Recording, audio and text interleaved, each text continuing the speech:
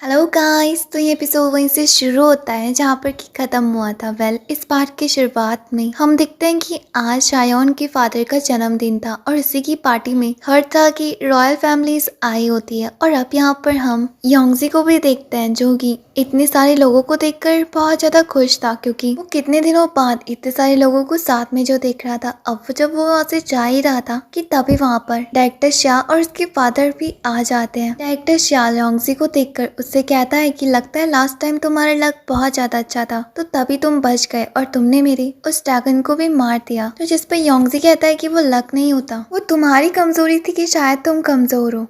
तुम्हें यहाँ पर किसने बुलाया है? तो जिस पर डायरेक्टर शाह उससे कहता है कि ऑफ कोर्स हम प्रिंसेस की होने वाली फैमिली है। और जब वो ये बात कर ही रहे होते हैं कि तभी वहाँ पर लिली भी आ जाती है और वो योंगजी से कहती है कि तुम्हें प्रिंसेस बुला रही है। और अब जिस पर योंगजी वहाँ से ये कहकर चले जाता है कि मुझे नहीं लगता कि प्रिंसेस तुम्हें ज्यादा पसंद करती है। ये बात को सुनकर डायरेक्टर शाह को काफी ज्यादा गुस्सा आ जाती है, लेकिन उसके फादर उसे यहाँ पर रोक देते हैं। अब हमें अंदर का सीन दिखाया जाता है जहाँ पर वो फैमिली भी होती है जो कि हमने लास्ट एपिसोड के एंडिंग पार्ट में देखी थी। और तभी उनमें से एक बंदा योंगजी को देखकर कहता है कि ये भी यहाँ पर आया है। और अब दूसरी तरफ योंगजी शायोन के पास जाता है, तो जिस पर शायोन कहती है कि क्या तुम थोड़ा तेज नहीं चल सकते? मैं तुम्हें कब से बुला रही थी। और अब यहाँ पे योंगजी कहता है कि थोड़ा धीरे बोल लो, और रॉयल फैमिलीज भी तुम्हारी बातों को सुन रही है। तो जिस पर शायोन कहती है कि मुझे कोई फर्क नहीं पड़ता।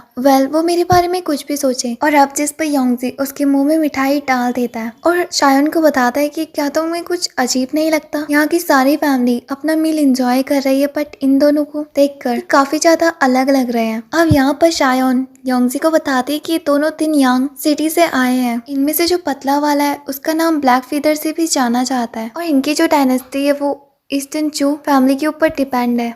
हमने इनके लिए क्या कुछ नहीं करा, बट एक छोटी सी मिसअंडरस्टैंडिंग की वजह से ईस्टर्न चू और इनकी डायनेस्टी के रिलेशनशिप और भी ज्यादा खराब हो गए। अब यहाँ पर योंगजी शायोन से पूछता है कि पर इन्होंने अपने मार्क्स क्यों पहने हुए हैं? तो जिस पर शायोन बताती है कि इनके तीन यांग किंगडम में ऐसे मार्क्स पहनना जायज है, और बाकी ये क्यों पहनते हैं ये नहीं कोई पता होगा। अब यहाँ पर योंगजी थोड़ी देर सोचता है और फिर शायोन से पूछता है कि तुम्हें नहीं लगता इनमें से जो मोटा वाला आदमी है उसे हमने पहले कभी देखा है? तो जिस पर शायोन कहती है कि तुम क्या कह रहे हो? तो अब योंगजी उसे कहता है कि रहने दो। और फिर तभी वहाँ पर सीमा फैमिली के लोग भी आ जाते हैं, और जिनको देखकर लिली शायोन से कहती है कि चलो आपकी पोजीशन ऊपर है। और अब यहाँ पर शायोन जाते जाते योंगजी से कहती है कि तुम्हें याद है ना तुमने मुझसे क्या प्रॉमिस करा था? और उन दोनों को साथ बात करता देख डायरेक्टर शाह को काफी ज्यादा गुस्सा आने लगती है। यहाँ योंगजी भी उनके पीछे पीछे आ रहा होता है, तो जिस पर लिली उसे बताती है कि तुम्हारी रैंक तो अभी कम है, तो तुम्हें नीचे ही रुकना चाहिए। अब जिस पर योंगजी वहीं पर ही बैठ जाता है। दूसरी तरफ एम्परर भी आ जाते हैं और सबके सब लोग के आते ही खड़े हो जाते हैं। यहाँ पर एम्परर उन सबको बैठकर मील एंजॉय करने को कहते हैं, और अब वो उन सबको ये भी बताते हैं कि आप सभी का यहाँ पर आना मुझे बहुत ज्यादा अच्छा लगा। इसी खुशी में मैं आपको अपनी यहाँ के ट्रेजर को दिखाना चाहता हूँ, यानी कि उसी मैजिकल वेपन को। और अब वो अपने लोगों को ऑर्डर देता है कि वो उसे अंदर लेकर आए। यहाँ पर ये उस वेपन की पावर्स को उस सभी को दिखाते हैं, तो जहाँ पर हम देखते हैं कि उस मैजिकल वेपन का ऑरा बहुत ज्यादा था, जिसको देखकर सारे के सारे लोग उसकी तारीफ करने लगते हैं और कहते हैं कि ईस्टर्न चू फैमिली बहुत ज्यादा लकी है। और अब यहाँ पर येन उस वेपन को नीचे रख देती है। इसके बाद येन एक बंदे को ऑर्डर देती है कि वो तुम जल्द से जल्द उस वेपन को लेकर जिंगो हॉल तक चले जाओ। और जब वो वहाँ से जा ही रहा होता है कि तभी हम देखते हैं कि तेन्यांग किंगडम का एक बंदा उसके ऊपर अपनी मैजिकल बटरफ्लाई छोड़ देता है, और वो बटरफ्लाई उसकी गर्दन में जाकर गायब हो जाती है। इसी के साथ दूसरी तरफ सीन शिफ्ट होता है जहाँ पर हम योंगजी को देख रहे होते हैं जो कि आराम से बैठ के खाना खा रहा होता है। तभी उसकी तरफ एक पत्थर आता है जो कि शायोन ने फेंका होता है, और वो योंगजी को इशारा करती है कि वो जल्द से जल्द वो चीज बोल दे जो कि मैंने उसे कहने को कहा था। और अब उसे 3 दिन पहले की याद आती है जब उन दोनों ने एक प्लान बनाया था कि वो पार्टी के दौरान उन सारे लोगों के सामने योंगजी शायोन को प्रपोज करे। अब जिस पर सीन प्रेजेंट में शिफ्ट होता है और वो कहता है कि लेकिन मैं इतने सारे लोगों के सामने, जिस पर शायोन उसे इशारा करती है और कहती है कि तुमने मुझसे प्रॉमिस करा था तो जल्दी से खड़े होकर सब कुछ बोल दो। लेकिन यहाँ योंगजी उससे कहता है कि अभी थोड़ी देर बाद जाऊंगा, बट शायोन उससे कहते हैं कि जल्दी खड़े हो। और जब वो दोनों के दोनों आपस में बहस कर ही रहे होते हैं कि तभी हम देखते हैं डायरेक्टर शाह के फादर खड़े होते हैं और